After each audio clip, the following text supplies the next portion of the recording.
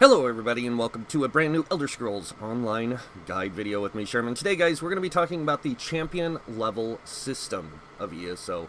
And I'm going to go through and break this down in every category. So it might be a long video and I apologize for that, but I do want to do this video explaining the champion point system, how everything within the champion point system works. So this way, if you guys have any questions, you guys can see how it's done, or see how it works. Alright. So to start, the first thing you need to know is champion levels cannot be accessed until you hit level 50 with one character. Any character that goes over level 50 unlocks the champion level system of your account. And the champion system is across your account. But the only character that can level the champion system is the one that is over level 50. Any character below that can utilize the champion points you have, but that's it. So this is why a lot of people talk about the champion system as a overloaded system, because you can start with 810 CP on a level 1 character if you have that. And that's one of the reasons why a lot of us are like, wow, this makes the end game too easy. This makes a lot of the game too easy, is because it gives you a lot of power. As a new player or a new character in the game, you get a lot of power from this.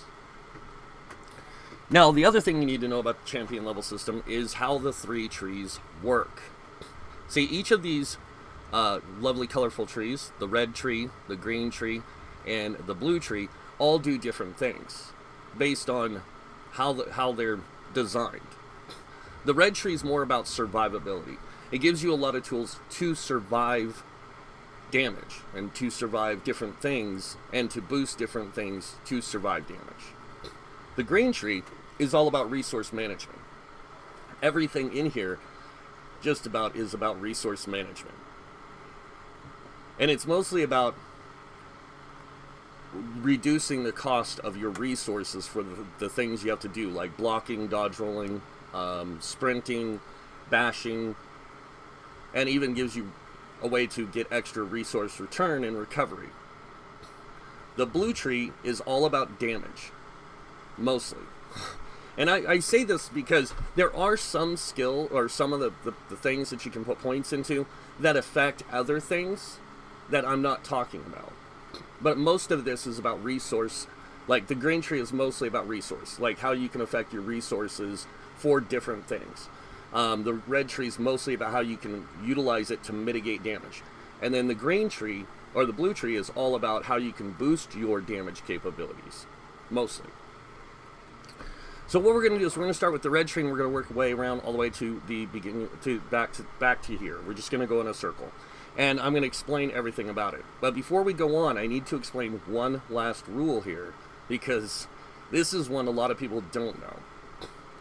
For every 100 points that you put into each of these trees, so once you hit CP 300 in the game, and you put 100 points in here in any way you want, and here any way you want, and in here any way you want, you will get 20% health, stamina, and magicka added to your character. So that means all your stats will be boosted by 20%. And this allows you to have more power to be more effective in the game. So if you play a magicka character and you utilize this system, you're still going to get stamina, you're still going to get health, but you're going to get magicka, and you're going to get 20% more.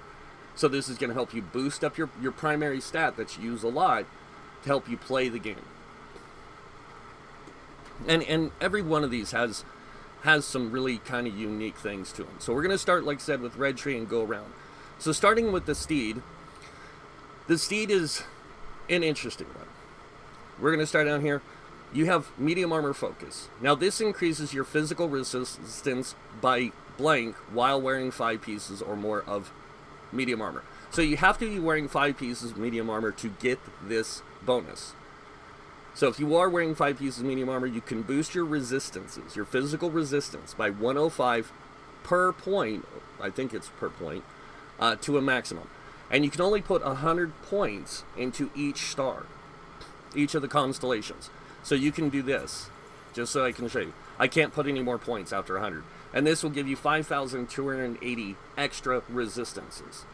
Now, you don't want to do what I just did. You do not want to put 100 points into something. You want to kind of spread your points out so that way you have a more balanced character. Because that's what it's about. It's about giving you an advantage, but also trying to keep your character well balanced.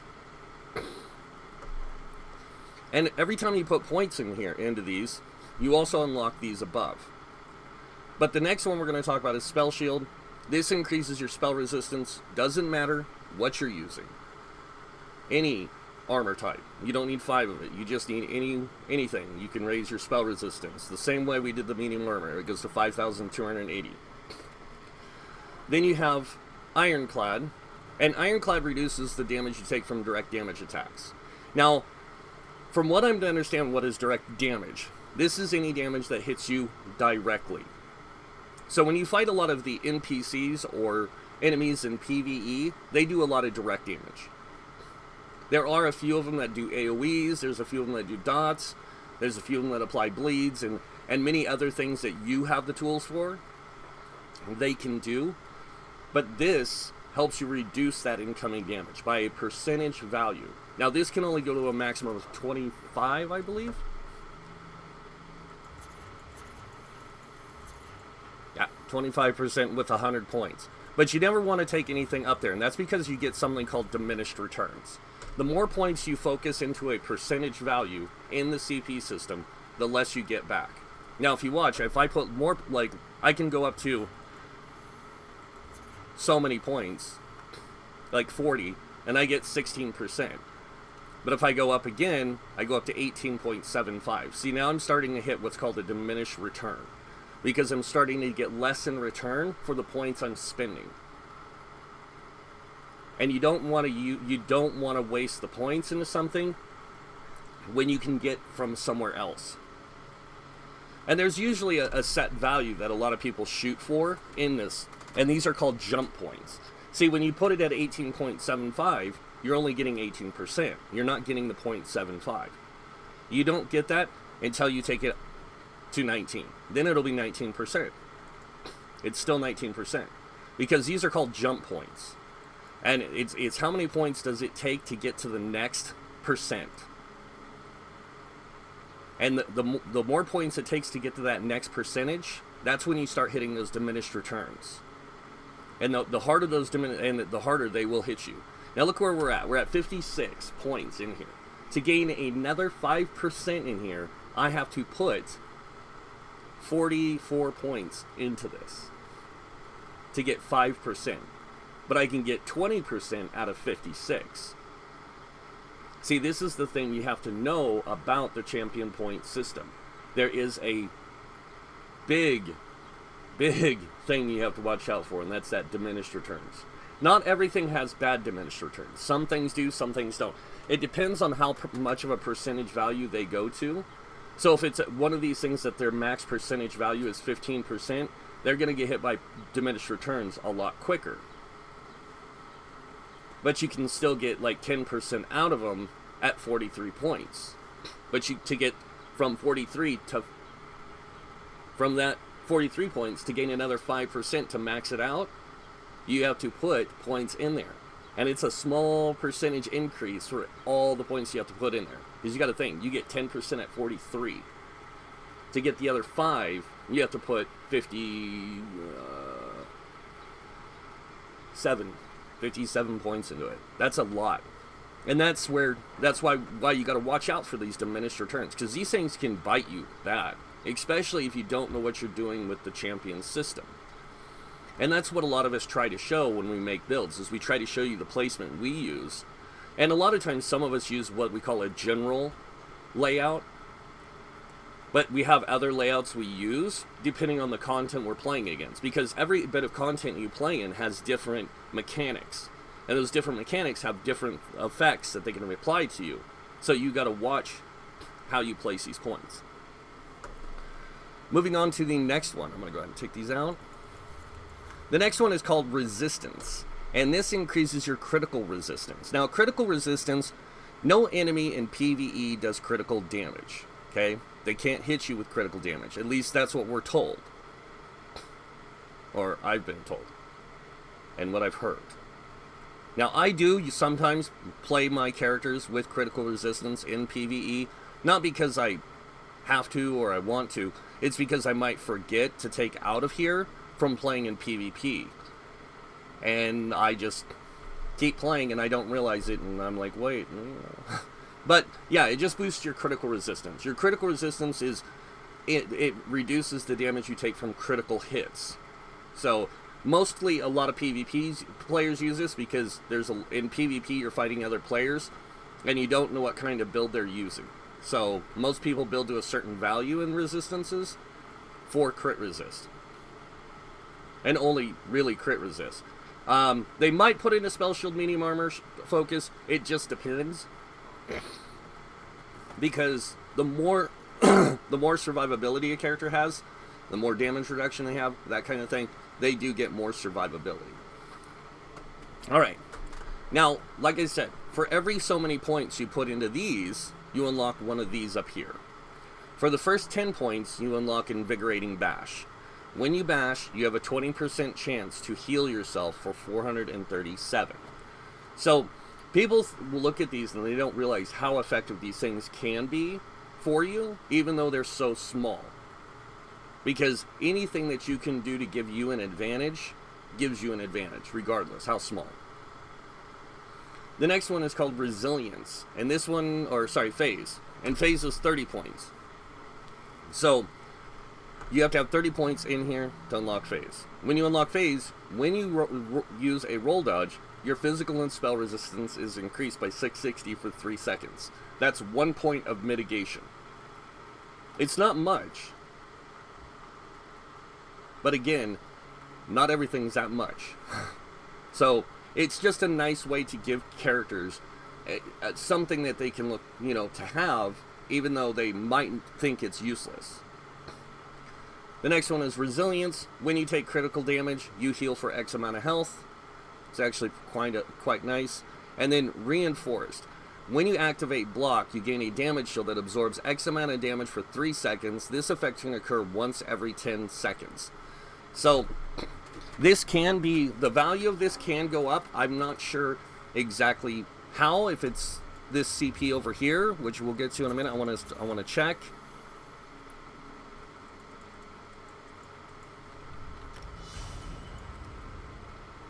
Okay, you can adjust the value of this with that CP. And there is other things in the game that you can use to affect the values of certain things in here on these upper ones. You can either utilize CP, and in some cases, it's based on your weapon, spell damage, that kind of stuff, max stam. It really is kind of crazy. Alright. Now, moving on to the middle tree here. This is the Lady. And the Lady has, as you can see also, each of these constellations has 4 stars you can put into and 4 stars you can unlock. But it takes a lot of points, 120 points, to unlock all of them. So going over here, we have Thick-Skinned. Now, Thick-Skinned reduces the damage you take from damage over time effects. Damage over time effects are bleeds, poison, burning, chilled, and I think that's it. I'm pretty sure that's it. Now, bleeds, poisons, chilled, all that kind of stuff, these things can add up really fast, especially if you get hit by 3 or 4 mobs in PvE that apply a bleed to you, because then you get 4 stacks of bleed on you, and this doesn't remove it, it mitigates it. It lowers its damage that it does. Now this one I believe goes up to 35%, so it has less diminished returns to get to that higher value. And I said I think it's 35, I'm not 100%, we'll see. It might be, nope, it's 25. It is 25%. So, again, you gotta really know these things in order to use them properly. Now, like I said, I'm not sure with this one because I put a certain amount in here for all my characters. Because I use other tools to mitigate damage and mitigate bleeds and mitigate poison and dots and things like that. The next one here is Elemental Defender. This reduces the damage you take from Flame, Frost, Shock, and magic damage. by a percentage value. Now this one only goes to 15%. So this one has harder diminished returns that affect it. Or starts taking those diminished returns faster.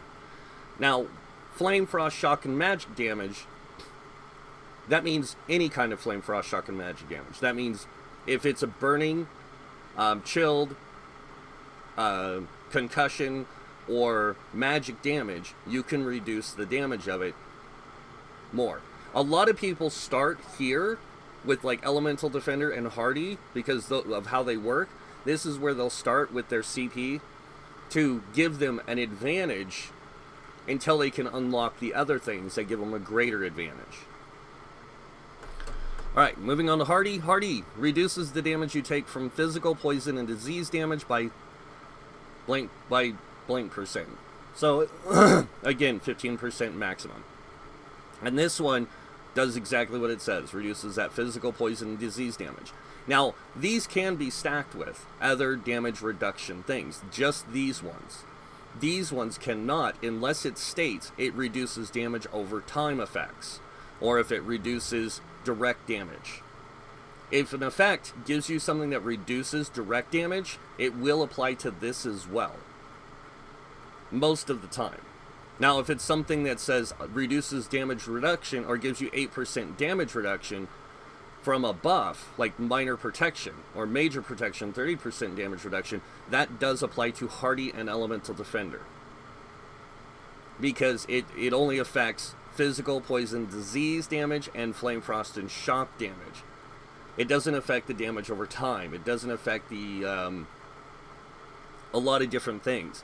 But it does affect the primary damage you take. And they're really effective in ways of keeping your damage reduction low or high, so you take less damage. Next up, we have Light Armor Focus. This one increases your physical resistance while wearing by 0 by wearing 5 pieces of light armor. Very much exactly like the medium armor and the spell shield over here. It will go up to 5,280 resistances. But you have to put 100 points in here. Not a lot of people use Light Armor Focus, Spell Shield, and Medium Armor Focus because when you get better at playing the game, you don't need these tools as much, so you can utilize the other tools.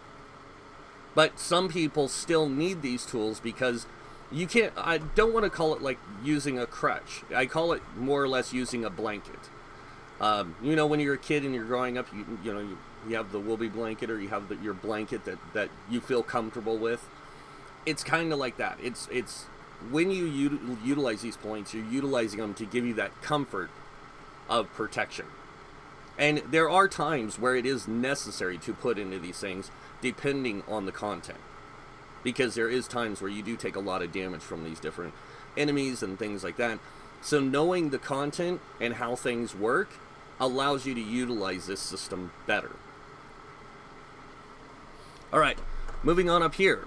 The first one we get is Spell Absorption at 10 points. When you take Flame, Frost, Shock, Magic, or Oblivion damage equal to 30% of your max health, you restore 3,465 Magicka. This effect can occur once every 10 seconds. And this is why a lot of people don't understand why we're given this stuff, is because they don't see a point in a stamina person who uses all stamina abilities using Magicka. Because you won't use much Magicka. And that's fine. But you can still have access to this if you do utilize Magicka later, like for protection or something that because you're dying and you need something to help out. Then you can utilize this and take advantage of it. Because if you do get hit for 30% of your health with those things, you do get Magicka back, and then you can keep that reapplied. Next one, Bulwark. While you have a shield or frost staff equipped, your spell on physical resistance is increased by 1,500. This is why a lot of people assume that sword and shield and ice staff are for tanks. Now, this just boosts your resistances while you wield those tools. So it does make you a little tankier, but it doesn't mean it's meant just for a tank. It's for anyone who utilizes these tools. Because you got to remember, if you decide to use the sword and shield, you are using it for a reason. You're going to use it to defend yourself more. Because it's a defensive tool. It's not so much of an offensive tool, even though it can be used as one. It's more of a defensive tool that you can use to mitigate damage if you need it. And this is going to give you an extra 1500 resistances. And that's going to boost your survivability better when you're using a sword and shield. Or an ice staff.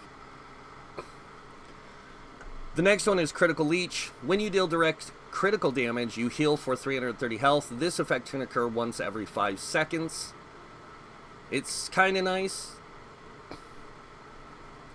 So, if you're dealing a lot of direct critical damage, usually light attack rotations is the best way I can explain it. Every time you do a light attack, every 5 seconds that you do a light attack, if you crit as a damage dealer, you are going to get health back. As a tank, you're going to get health back. As a healer, you're going to get health back. And this is going to help you sustain yourself a little better. Not by much. Like I said, these things don't grow any bigger than they are. Because once you unlock them, that's it. That's what you get. And they don't help much. But in dire situations, you wouldn't realize how effective some of these things can be when they do help you. Unchained. When you break free, the cost of your next stamina ability used within 5 seconds is reduced by 80%. Now, remember, in order to unlock any of these constellations, these stars above, you have to put so many points below. So, 120 to unlock this one. Now, it's really nice if you have a tank or you have a DPS or something that's stamina based, because when you do break free, the cost of your next stamina ability used within 5 seconds is reduced by 80%. Usually when I get stunned or something as a tank, if I have a self-heal, or I have some way of utilizing a tool that's going to be like my resistance buff or something, I will use it right after I break free to take advantage of this. So it saves me resources. If I'm a stamina DPS, I do the same thing. I take advantage of this for the next attack that I'm going to use. So, it's kind of nice. Moving on to the final red tree, we have the Lord. And in the Lord, we have 4 constellations you can put points into and 4 that unlock. Starting with the first one, we have Bastion. Increases the effectiveness of your damage shields by a percentage value, a max of 25%, or is it 15? I gotta see. And I can usually tell. Yeah, it's 25%. So this one can go a maximum of 25%. And what that means is any shield you use. So if you're using hardening, or you're using the shield assault ability from the sword and board line, anything that gives you a shield in the game can be affected by this. And it even applies to the sword and the Sorc shields and the light armor shields. But in order for you to take advantage of this with those, you have to have a really high health pool. A really high health pool. Otherwise, it only gives you a certain percentage of your health in shield strength. But for anything else, it really does help. It even applies to the Sigic Order skill for mitigating damage. The next ability we have is Quick Recovery. This one increases your healing received by a percentage. And this one, I believe, goes up by 15%. Yes. And see, you can tell how much something will give you just by going up to 40 points. Because if you can go to 40 points, most of the things that are based on the percentage values will give you a set value at 40 points. And you can tell immediately, if you know the CP system well enough, how much you'll get out of it in the end. But Quick Recovery is just like it sounds. If you want to get extra healing received, so heals affect you better, then putting it in here is a good idea, but it's not. None of this stuff is necessary, because there's a lot of other ways you can take advantage of tools in the game to give you similar benefits. So, just remember that. The next one is Heavy Armor Focus, and this one increases physical resistance by 0 while wearing 5 or more heavy armor pieces. But just like the light armor one, just like the medium armor one, you have to be wearing 5 pieces to take advantage of this, and if you are, you can utilize this. And it's pretty good. The next thing we have is Expert Defender. This reduces the damage taken from player light and heavy attacks. Really irritating me that they changed this by a percentage. Now, this is mostly you're going to use in PvP. because fighting other players. Like if you're dueling or you're doing a lot of battlegrounds or you're doing a lot of Cyrodiil, this can be actually really effective for you because you can reduce their light and heavy attack damage, which a lot of people use light and heavy attacks in their attacks, in their attack pattern or however they decide to play. So it can work to your advantage, but understand you are limited on points. So the first of these we unlocked is Filled Physician, and while you are resurrecting another player, your damage taken is reduced by 15%. Now this is really great if you want to bring somebody up in a dungeon or a trial or something. If you have a way to mitigate damage while you're doing that, even though it's so small, it's a benefit. The next one is called Infusion, and this one is, of course, when you resurrect another player, you increase their magic recovery by 159 for 8 seconds, and it is unlocked with 30 points. Revival, this one unlocks with 75 points. When you are resurrected by another player, you gain a damage shield that absorbs 10,230 damage for 5 seconds. I don't know how else to explain this, but some of these tools are very, very helpful, especially if you're learning the game. And usually what I try to do is, if I'm playing like a damage dealer and I'm trying to learn to play that damage dealer in content that they don't have the proper tools for, I like to put points into here, into Bastion and Quick Recovery, because I like to use certain tools to give me a little bit more survivability, so I can get comfortable with playing that character in the content, and so I can unlock this. Because if I do die and somebody resurrects me, now I have a greater chance of surviving once they do. Because it's like an extra 10,000 health when you get resurrected. The last one is Determination, and this is when you drink a potion, you gain a damage shield that absorbs X amount of damage for 15 seconds, but you do have to have 120 points in here, and it is boosted also by Bastion. So this one is pretty nice. It's not too bad, and it can be real. Like I said, any of these things can be a beneficial, effective tool, but they're very small, and it's really hard to activate something when it has a set thing to it.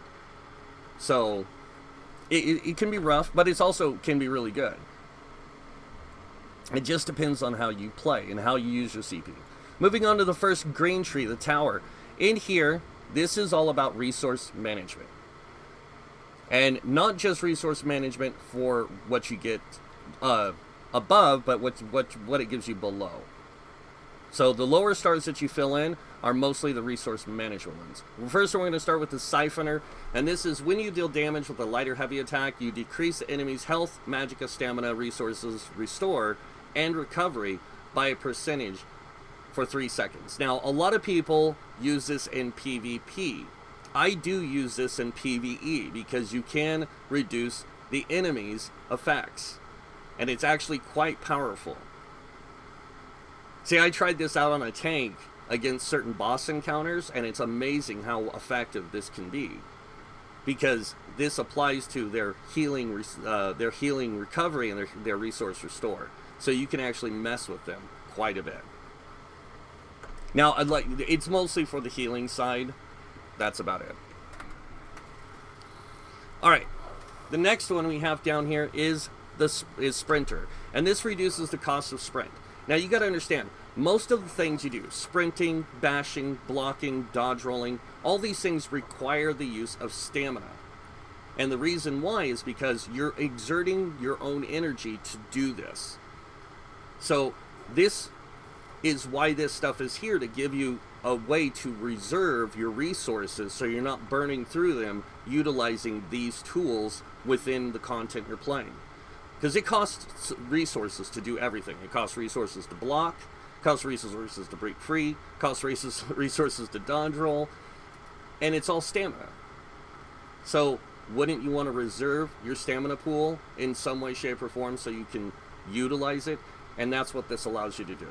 So this reduced cost of Sprinter. I think this is a 35%. Oops. Yep, this is 35%.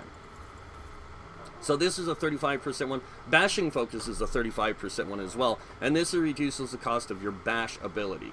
Now, bashing is when you hold block and you press the attack button.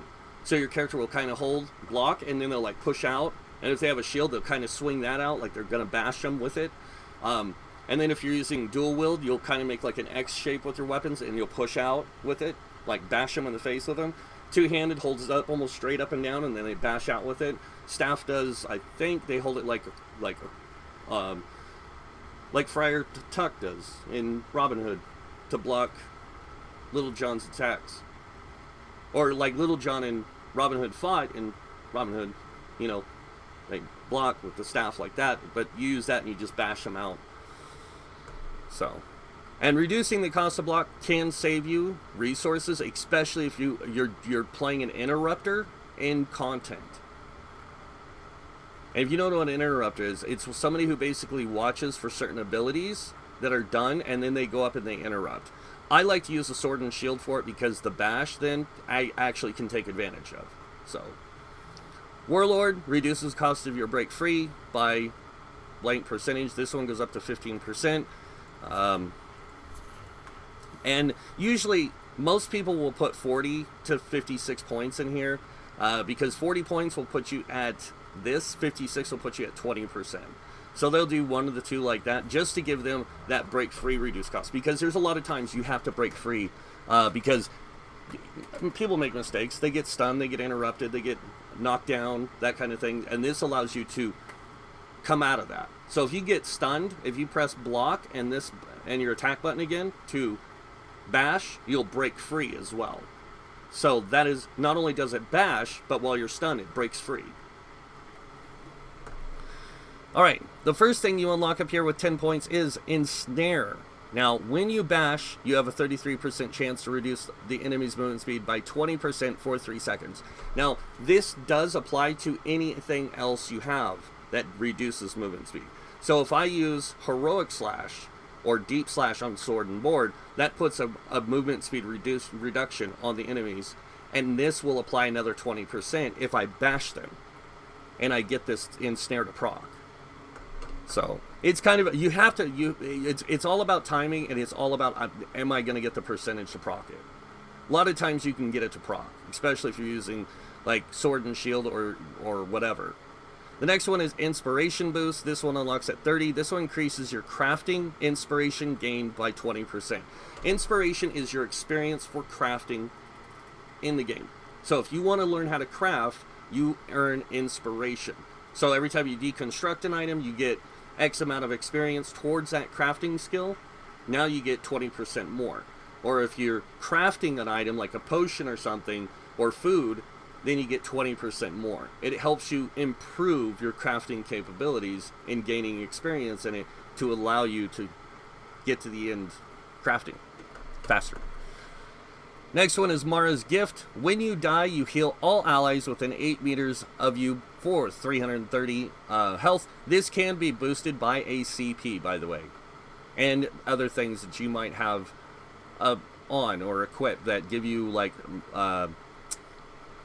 oh my gosh, the minor healing stuff or major healing stuff. So there are passives and there are active skills that can do that. And if you have one of those passive skills that give you that benefit on a set or your class or something like that, then this applies to that as well. So you can boost the healing from this. But I mean, do you really want to die just so you can heal people? No, but it is a nice benefit to have if you do die.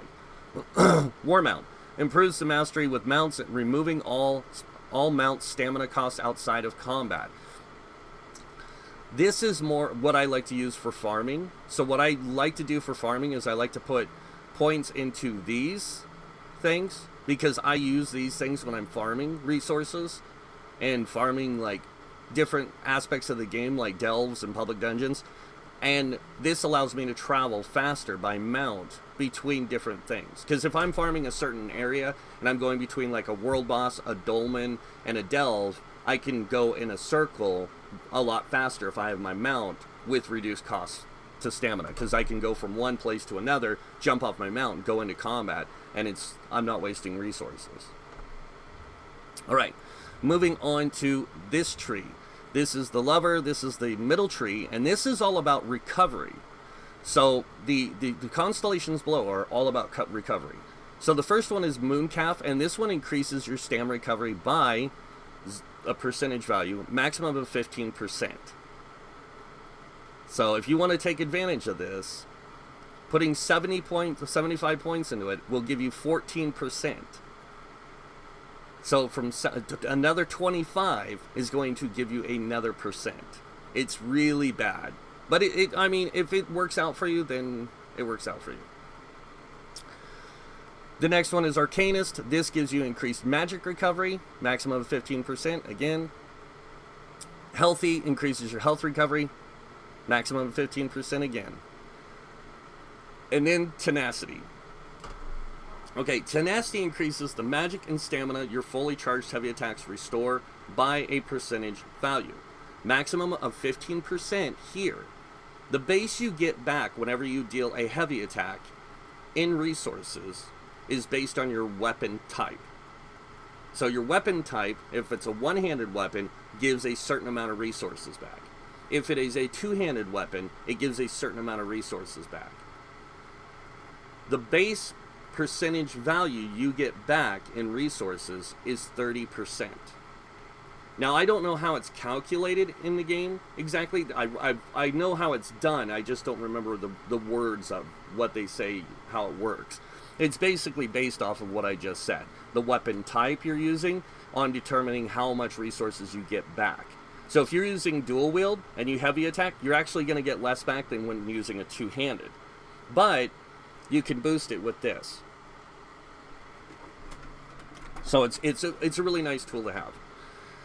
The first thing you unlock here is Plentiful Harvest, and this one you have a 10% chance to gain double the yield from normal resource nodes. So resource nodes are things that are out in the world that give you things like ores, wood, plant fibers, and stuff like that. Things that you use for crafting.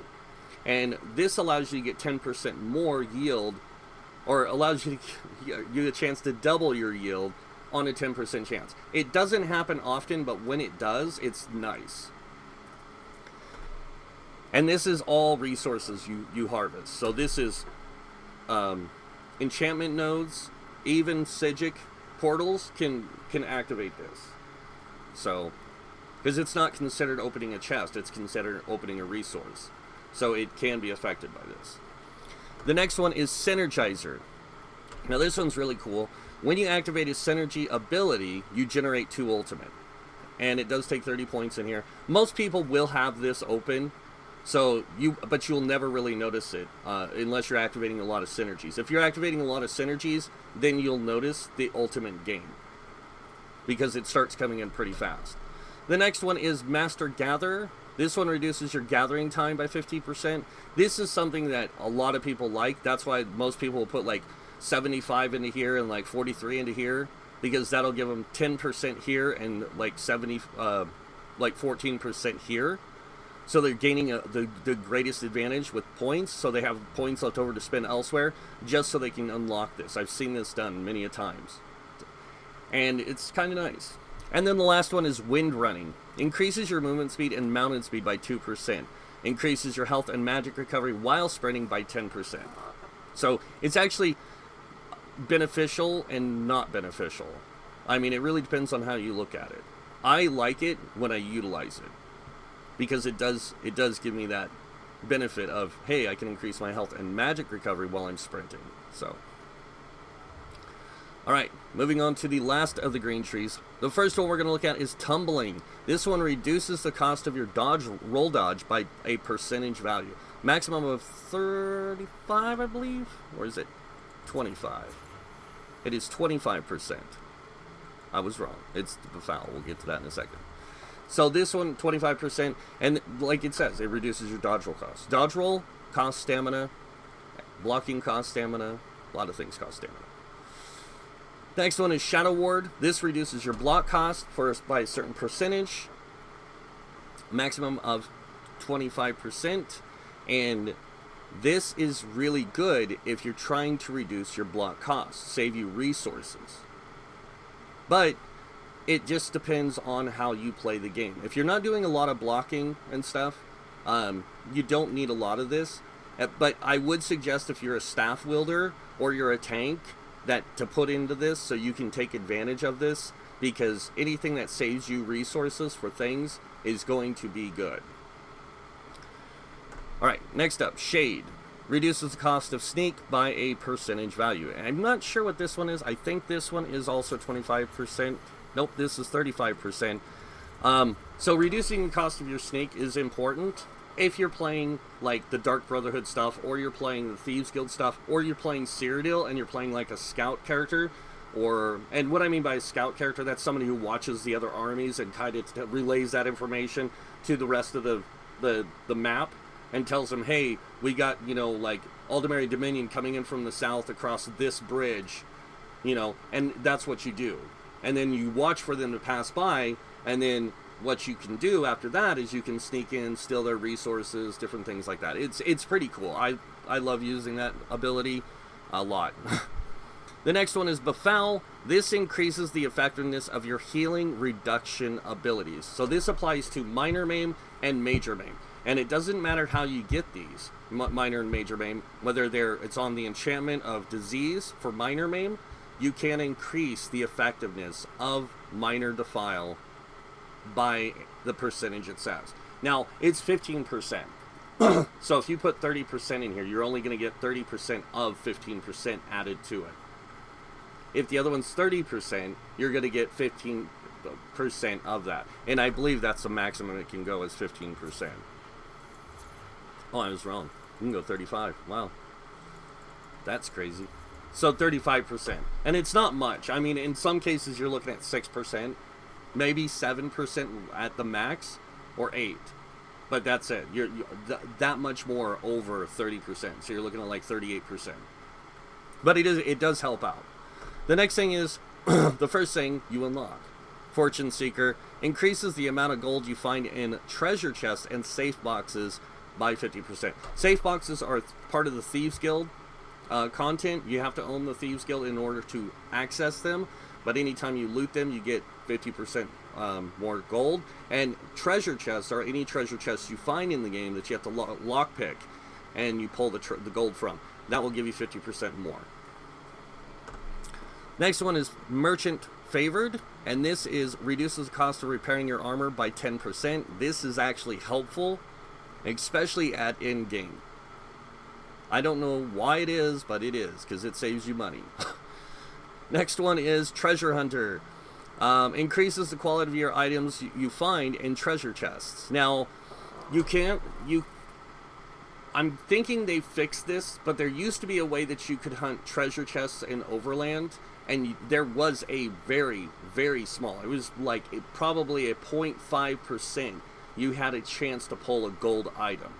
I don't know if this has been fixed or not, because I don't farm chests that often anymore, but it does give you better quality items from treasure chests. So you can get like purple items, you can get gold items, or you can get up to purple items, but it gives you a guaranteed purple item off of, I think it's like so we have normal chests, like basic chests or whatever, intermediate chests, advanced chests, and master chests. So master, advanced, and intermediate, it'll give you, I think, a chance of getting purple. So it's really nice. So I do like using this, especially if I'm farming. Next one is Shadow Strike. When you kill an enemy with a heavy attack, you become invisible for 2.5 seconds. This effect can occur once every 5 seconds. This is more of something you use to, like, for stealth and stuff. So it's really good if you have like Shade, Tumbling, and maybe even Befoul on your character. So you can unlock the Shadow Strike, and this is more like if you're going to play an assassin or something type, like character, not just Dark Brotherhood and Thieves Guild, but a stealthy character in PvP battlegrounds, or not battlegrounds, but Cyrodiil. This way, every time you do a heavy attack, every 5 seconds, you can go invisible for a short period of time, and then they confuses them. It's more of a tool of confusion. Moving on to the blue tree. Starting with the first thing you can unlock, we are going to be looking at Blessed. Now, Blessed increases your healing done by a percentage value. A maximum of 25, I want to say, no, 15%. Okay, sorry guys. if I'm inaccurate with a lot of these percentage values, I mess with the system so much that I don't pay attention to the percentage values anymore. I just set them to the values I know the jump points can take them to. So, but yeah. So this is one of the only abilities that doesn't affect damage for your character. The next one is Elemental Expert. This increases your Flame, Frost, Shock, and Magic damage by a percentage. This can go to a maximum of 15%. And what Healing Done means, by the way, is any heal you cast is increased by that percentage value. So that means if you're using Vigor for your group, you can put this up to 10% with 43 points and help improve your Vigor heal for your group. You can also use other tools you might have to boost Vigor's ability to heal your group. And then, of course, like I said, this increases Flame, Frost, Shock, and Magic damage. So, Lightning Stabs do Shock damage, Frost Stabs do Frost damage, Fire Stabs do Flame damage, Resto Stabs do Magic damage.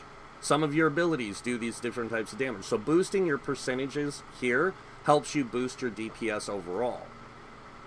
So it doesn't matter what you're playing, whether it be a tank, a healer, or damage dealer, you can boost your damage through this CP. Excuse me. Hairball. The next one is Elfborn. This one increases your critical damage and critical healing with magic abilities by a percentage value. Now, any Magicka ability that has a Magicka cost to it is affected by this. If it's something that's a health cost that heals your allies, that is still considered a Magicka ability. As long as it's a heal, it's considered a critical heal from this, from the Magicka side. Now, if you're using a stamina-based heal, there is a version of this. The other nice thing about it is, anytime you do crit, you crit for 50% base damage. This increases it by another percentage value. I believe this one goes to 25%. Yes, it does, 25%. And so you can put enough points in here to get you close to 25% extra damage on top of the 50%. And the maximum you can get with all the crit bonuses in the game, there's only a few classes that can really push it, but there are some that can break the 100% mark. But I think it's only the Nightblade and the Templar that can really do that effectively because of the way their class is designed. The next one that you can put into is called Spell Erosion. This increases your spell penetration. Now, I get asked all the time, what does this mean? Okay, every enemy in this game, players or enemies in PvE, have a value of resistances, whether that's spell resistance or physical resistance. Spell penetration allows you to strip those resistances away automatically. As soon as you cast an ability, it's automatically removed with this. Now, if you have somebody in your group who can reduce the enemy's resistances with other abilities like Major Fracture, Major Breach, Minor Fracture, Minor Breach, that also gives you a greater chance of doing damage to these enemies. But you got to remember, Overland mobs have a set value, like Overland enemies in PvE have a set value of resistances. Dungeon and Trial mobs have a set value of resistances, and they do not change much. They do fluctuate. I've checked. Not all dungeon mobs have 18,200. They have a fluctuating amount of resistances. And it just depends on the enemy type and what they're wearing. If they're wearing light armor, most of the time they have lower health and they have lower resistances. They might have higher spell resistance, but their physical resistance is less. So you can wipe them out fast with a stamina DPS faster than a Magicka DPS, unless you have a lot of spell penetration. And in this case, you would need, I think it's like 16,000 something spell resistance or spell penetration to hurt the guy at the maximum damage potential you can. And that's pretty much how spell penetration works. The higher the spell penetration, or the more resistances you remove, the higher damage you do. And it's not just damage, it's your flat damage, because you start with flat damage. It's what your tooltip says it does, and then you boost it with all these other percentages that you get in the game. And then that tooltip changes in value. The higher the value, the more damage it does. But In order to do the most damage, you have to utilize penetration to do that. I know, I don't know why they use penetration, because every time I hear it, I think dirty. I'm sorry, it's just a habit. Probably because of certain classes taking in high school and junior high, and you know, them teaching me about that kind of stuff. And they use that word a lot. Alright, now to the things you unlock. First one is Vengeance. Now Vengeance, when you block 3 spells within 10 seconds of each other, your next magic ability used within 5 seconds will always be a critical strike. This is really nice for spellcasters, because if you do block 3 abilities within 10 seconds, or 3 spells within 10 seconds, you get that free critical. And that saves you nothing, but it gives you that free critical that does a lot of damage. The next one is Spell Precision. This increases your spell critical by 9%. So as long as you have 30 points in here, you will automatically gain another 9% spell crit. Yes, there is a stamina crit one as well. The next one is Foresight. This one, when you drink a potion, the cost of your next magic ability used within 7 seconds is reduced by 80%. If you know how to time potion drinking with this, it can be really effective. But it takes a lot of timing practice to get it down, especially if you're going to cast a spell that costs a lot of resources. I like to use this when I do like purge in a group as a healer. I like to purge conditions. I will drink a potion just to gain this effect, so I can purge and it costs me less.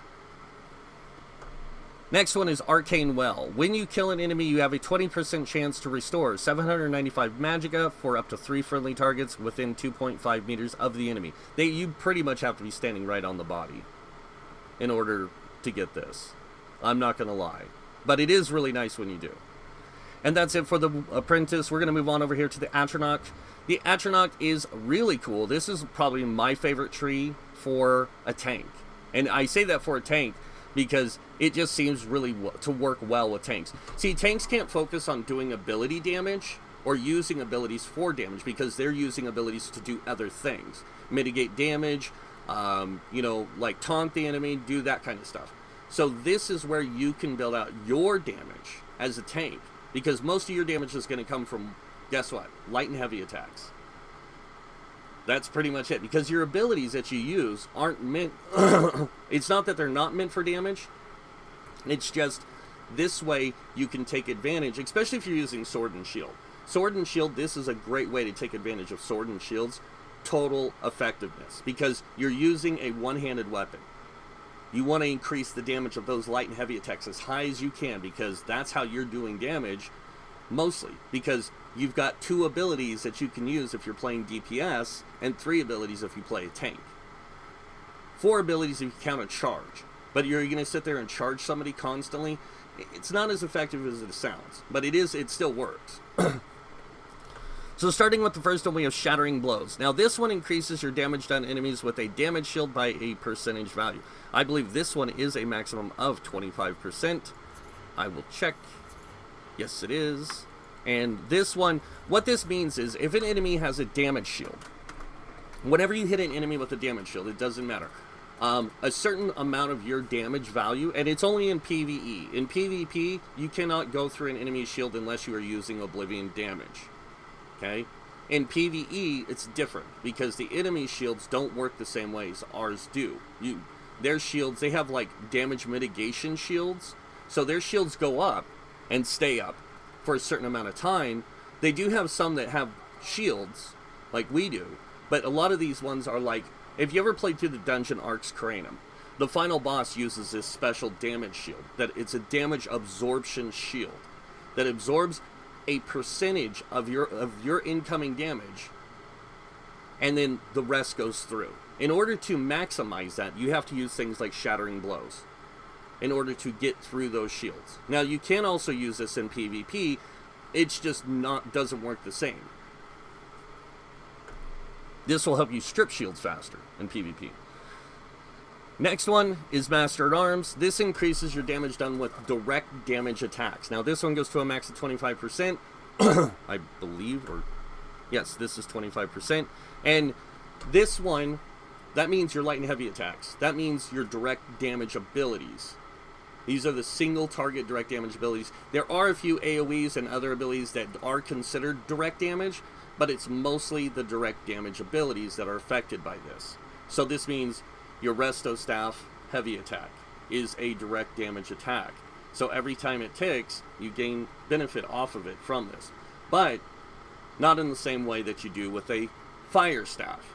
A Fire Staff is actually going to get more damage out of this than a Resto Staff and a Lightning Staff. And that's because their light attacks are direct damage. Their heavy attacks are not direct damage. It's considered a channeled attack, a damage over time effect. It's weird. It really is. The next thing is Physical Weapon Expert. Now this applies to one-handed, two-handed, dual-wield, bow, weapons, and werewolf. This increases your damage done with light and heavy attacks for those things by a percentage, a maximum of 35%. So this allows your light and heavy attacks to do more damage. Staff Expert is the same thing as this, but in the Magicka. So this applies to your light and heavy attacks with Destruction Staffs and Restoration Staffs, as well as the Overload for Sorks, and for their Overload Ultimate. So you can boost the damage from it from this.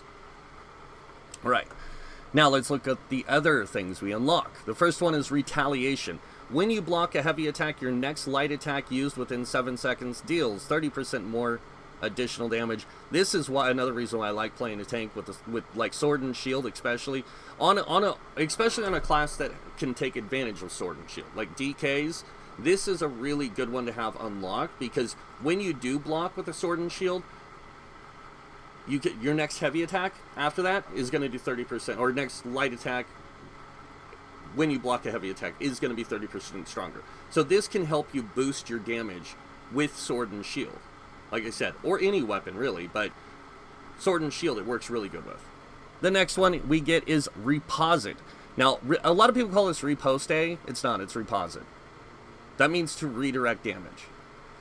So when you block a melee attack, you have a 15% chance to deal blank amount of physical damage to the enemy. This effect can occur once every 5 seconds. This is based off of your max weapon damage and stamina.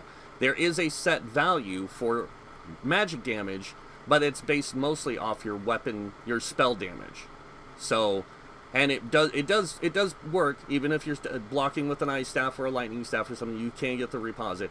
It works best with a two-handed weapon and a lot of weapon damage. Dual wield's pretty good too. Sword and Shield isn't bad. The highest I've gotten with Sword and Shield I think was like 7,000, but I got like 12,000 with two-handed. It's ridiculous.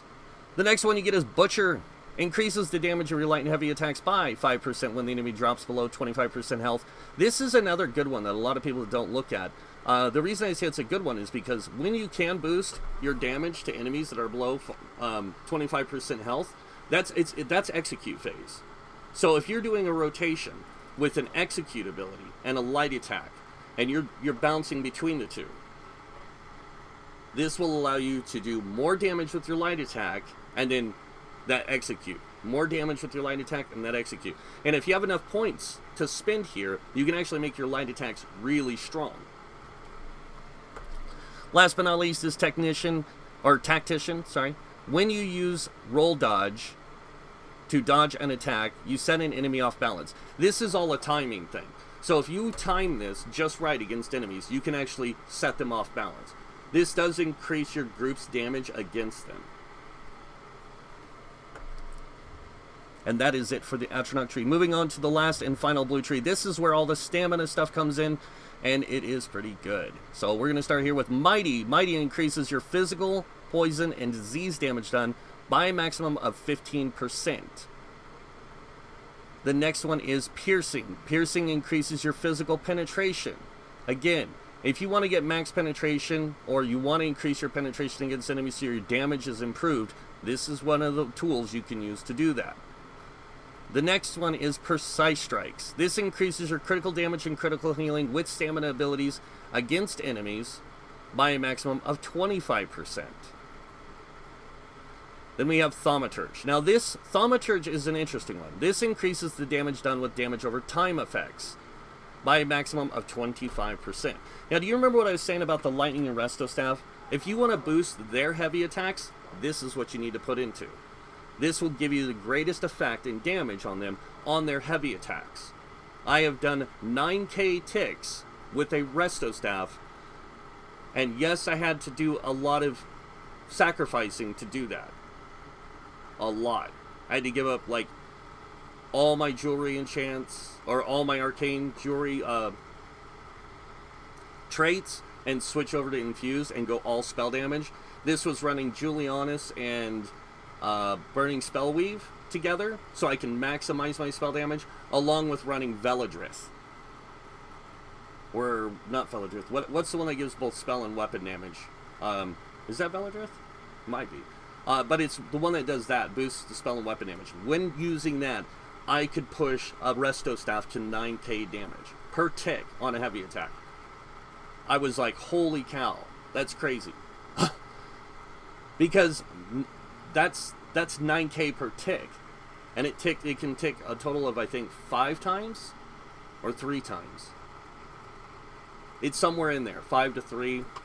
But it's a lot of damage output. I mean, 30k damage from that. A heavy attack from a fire staff with the points put in the right places can even do more damage. So, alright. The first thing you unlock when you put points in here is Opportunist. This is 10 points. And when you interrupt an enemy, your next physical damage ability used within 7 seconds deals 15% additional damage. Remember when I was talking about being an interrupter in the game?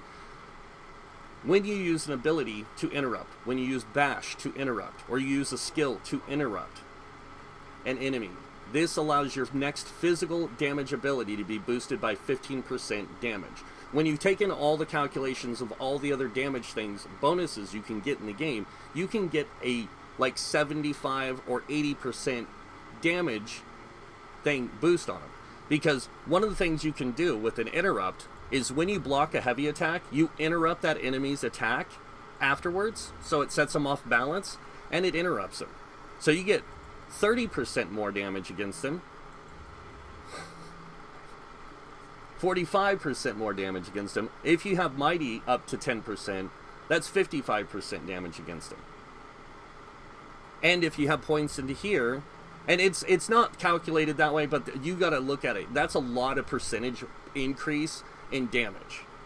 The next thing you get is Perfect Strike. This, with 30 points, this increases weapon critical by 9%, just like I was mentioning earlier with the spell one. And then you get Exploiter. Increases the damage done against off-balance enemies by 10%. A lot of people try to unlock this, even if they're a damage dealer, Magicka DPS, because that 10% does play pretty well into your damage if you can set them off balance. Most people are starting to figure out that, honestly, this works best almost with stamina DPS. It helps them boost their DPS over Magicka. Magicka can boost their DPS by quite a bit with this, though, too. Last but not least is Last Stand. When you fall below 20% health, you gain Major Heroism, granting 3 ultimate every 1.5 seconds. For 8 seconds, this effect can occur once every 20 seconds. So if you do happen to drop below 20% health and you have 120 points in here, yes, you get 3 ultimate every 1.5 seconds for 8 seconds. That is 12 ultimate. So, pretty good. Or 13 ultimate. Or is it 12? I don't remember.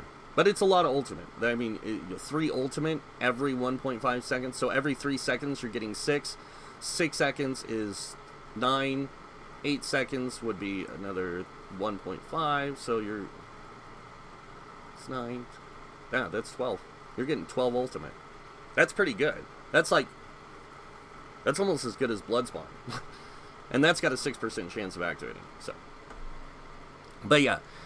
All these tools that you can use in the CP system are there to boost your character's ability in the game, to do the things that's necessary to manage your resources for certain things that you do. People don't understand how often you block, dodge roll, or sprint in this game. You do that a lot. And break free. And all those things cost stamina. And when you play stamina DPS... You need stamina resources for your damage. playing a tank or a healer, you need those resources to do those things. And when you play a tank, you need the resources to do those same things. Blocking, dodge rolling, all that stuff.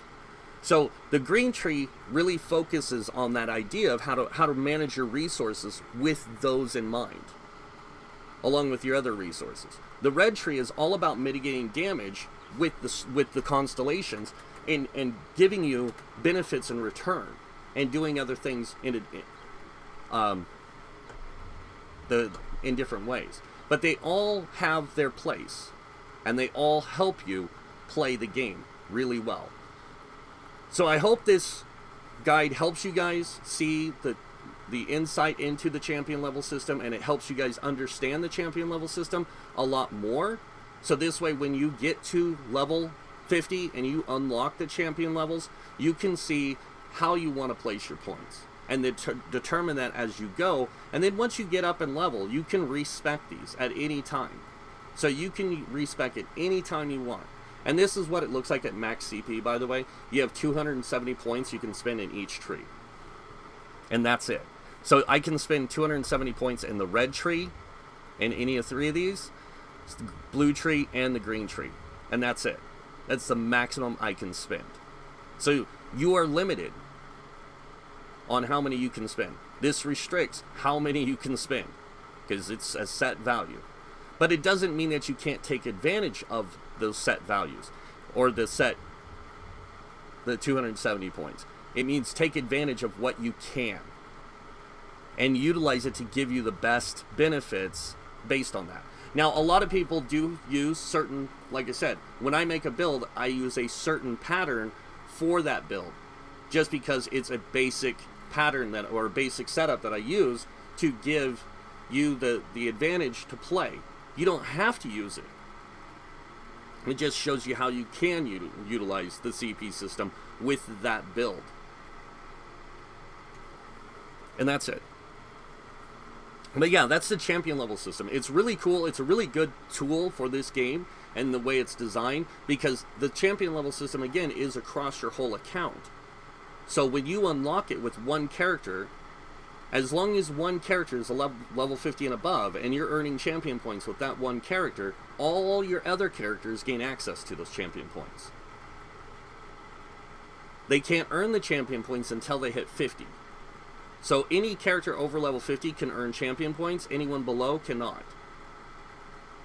And then those 50, the people below 50 can still take advantage of what you've unlocked already. And if you have max CP, then you've got access to 810 CP for all the characters you make.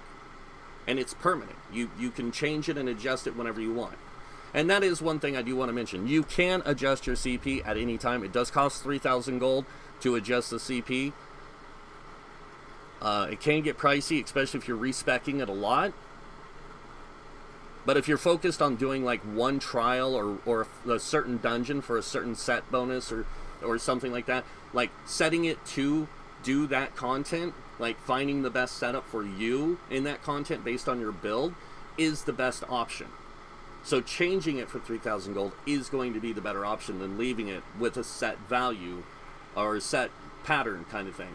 I mean, I still leave it as set pattern. I just adjust values throughout here to give me the greater advantage depending on the situation I'm in, like the content I'm in. Like if I'm in Dire Frost Keep and I'm fighting the boss in there, I might put points into this over here to increase my major defile and minor defile for when I fight her, so that way she can't heal for as much. There's a lot of encounters you have to learn the mechanics for. And you have to learn how to face those mechanics utilizing the tools you have available. And this is what the CP system allows, to improve the tools you have available. So, but that's it. Wow, I'm showing you my naked guy. No, don't do that. But that's it for the champion system, guys. I hope that this video helps. I hope it explains the champion system a little bit better and gives you more understanding in how it works. And now you guys know what's coming next. If you guys like this video, hit that like button. If you guys want to see more videos by me, you can subscribe. Other than that, I want to thank you all for watching. Until next time, have a wonderful day. And this guy might see you in game. Bye.